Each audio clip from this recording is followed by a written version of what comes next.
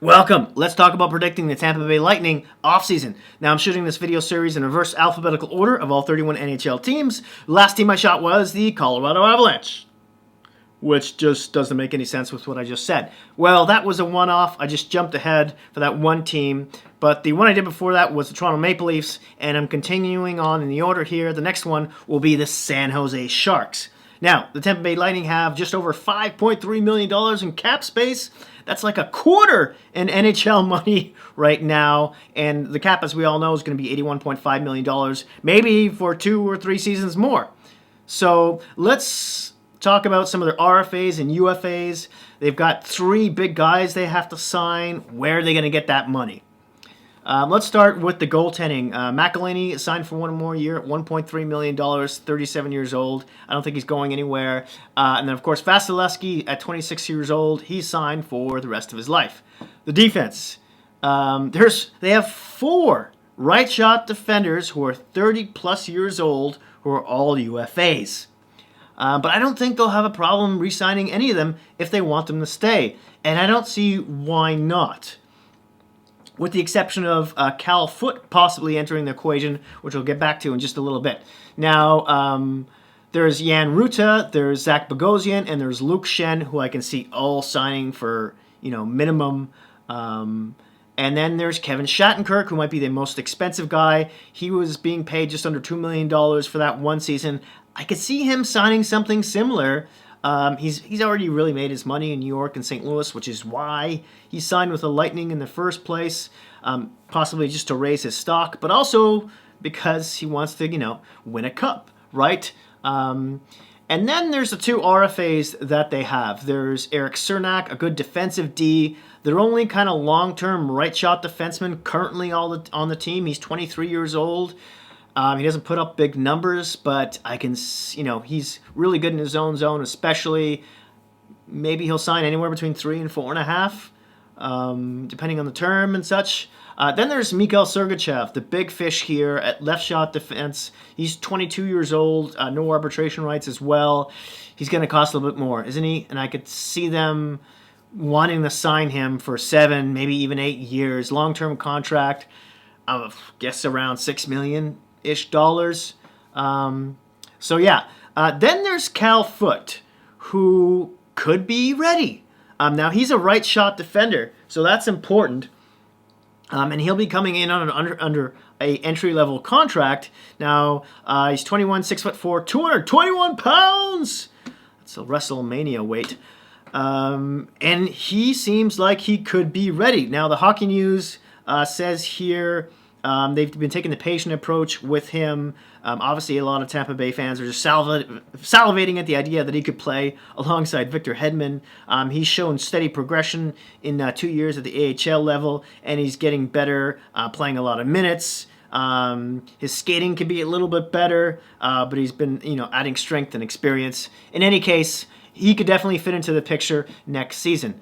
Moving on, and let's talk about the forward bunch, including where maybe that money might come from.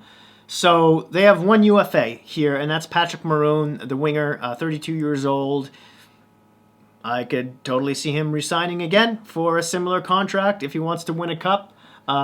He brings that grittiness, the sandpaper, truck on ice, right? Everyone knows him well. Then there's 3 RFAs. One of them are arbitration rights. Starting with Mitchell Stevens, 23-year-old center, cheap bridge deal I see here. Ditto with Carter Verhaeghe, who plays center and left wing at age 25. He's got arbitration rights, though. And then there's Anthony Cirelli, another center who's 23 years old. Maybe between the 3 and 4.5 million area. Not much more to say there. So where's this money coming from, right? They got $5.3-ish million. They need more. I could see maybe a combination of 1 or more 4 players being moved out. And let's start with 2 of the centers, one of whom I think they need to move. Starting with Tyler Johnson, who's probably the more likely candidate, plays all 4 positions, of course. He's 30 years old, makes $5 million over the next 4 seasons. Then the other candidate is Yanni Gourde, who they just sort of re-signed Also plays all forward positions and center. He's 28 years old, and he's going to be making just over $5.1 million over the next 5 seasons. Who might be able to step in here? Well, as a third-line center, I'm looking at their 4th overall ranked prospect by the Hockey News, and that's Alex Berboulet, who's looked really good in the past couple seasons in the AHL. He's 22, 5'9", smallish, 172 pounds, but maybe a future Braden Point in the making. We shall see. But he could be one of those replacements. If not, the UFA market opens up. Top of my head, maybe a veteran like Carl Soderberg. I know he's old, 34, but he's a UFA. Put up 17 goals last season with Arizona. He could also play the wing as well. Good on the penalty kill, something to think about there. Now, wingers. There's 2 guys I wanted to mention. One is Alex Killhorn, who they could possibly move out. He's 31, making just under $4.5 million over the next 3 seasons. And then, who else did I want to mention here? Andre Palat, 29-year-old, is making $5.3 million over the next 2 seasons. He's also a candidate to be moved out.